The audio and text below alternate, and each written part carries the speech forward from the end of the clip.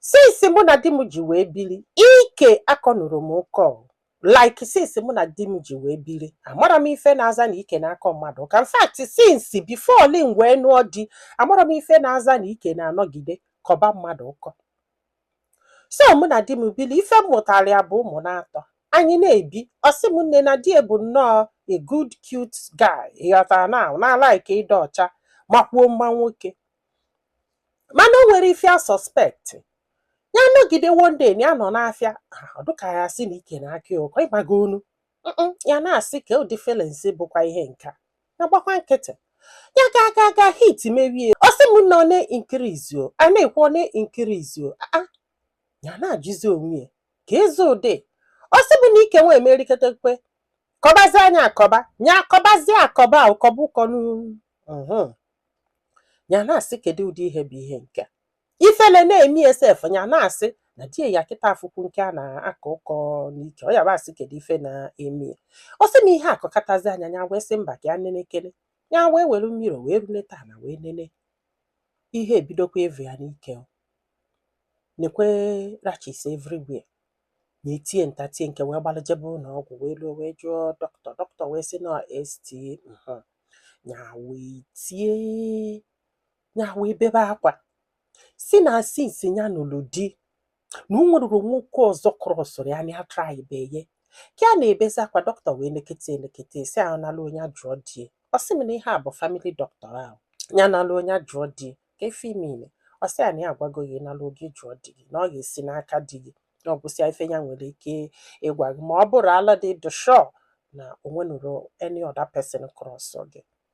Ya wee nala o wee gwa di. Wee gwasa anya sị anya je ko chekie. Biko na unu ga-manage my voice because enwetu m oyi abịabago small. So ihe a bụ ihe anyị na-aya ma oyi bịaba obele. So ọ sị m ọkwani ahụ.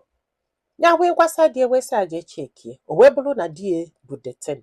O wee luo dọkịta wee treat be kwuo nyanwa. Treat si efe. So di wee bata ya wee babali ya. Say I don't try it again. Nyanwa kwani anwa.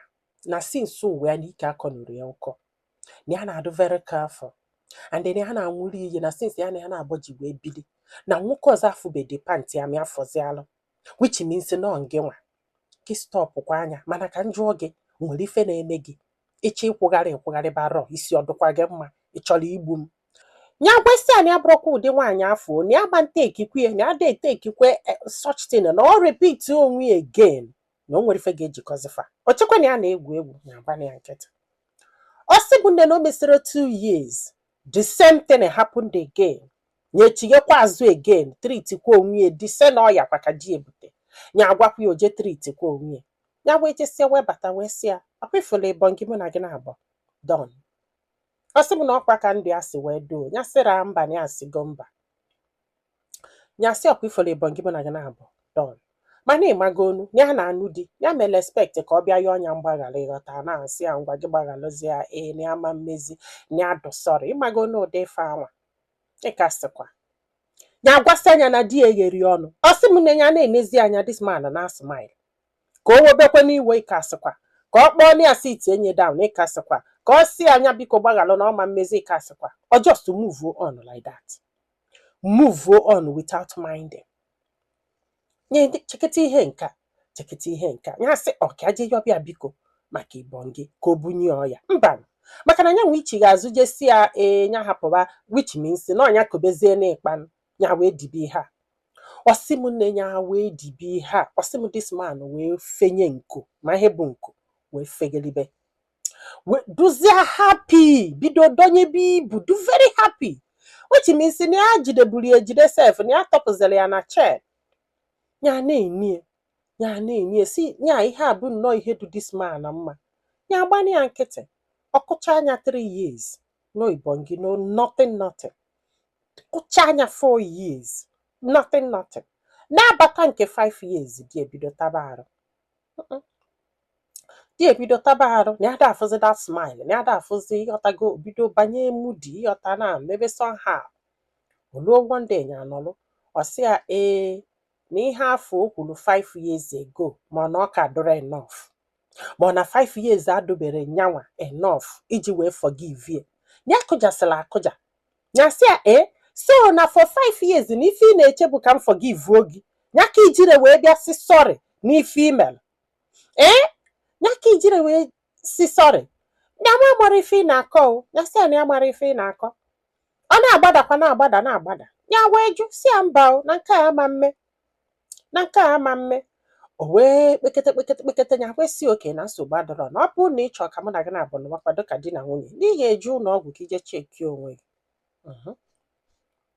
ọjụọ ya gwasị anya ọjụ ya wee kpọọ ndị be ha kwaba ndị be ha saa na nna ekwe na di ya na-agbadakwa agbada na ya marakwa ife na-emie ya na-arịọ anya jee ụlọ ọgwụ jụ na ọma nje ụlọ ọgwụ na ọkwa maka ụmụaka ma maka omenwe ihe melienu ka mmadụ ghara ịkpọkwa ya afa ndị be ha wee kpọbazi anya na fon o wee jebe ụlọ ọgwụ ụna ama na di ebutela ọya obiri na aja ọcha wee bịa gwa bịa ma ọ na enwere ike forgive ya ụna ama na o jesela ụlọ ọgwụ dọkịta gwa ọbata ọgwara ya ya dị worried na-eche ka ọgwụ ya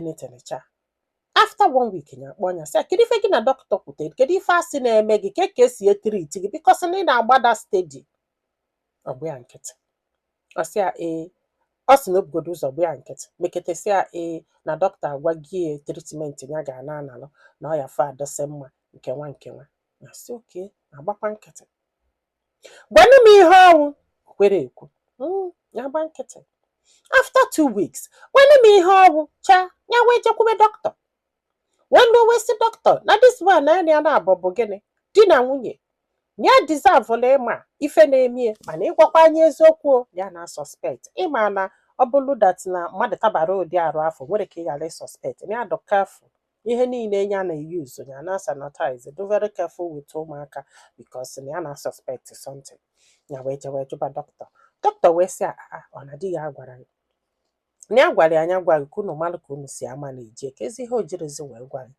n'ihe a bụrụ ihe ọ ga-abụ ibiri gị na mmadụ ibili n'ụlọ ma ya mana nke ụdị akụkọ bụ ihe a anyway na ị nwere right ịma na di gị nwere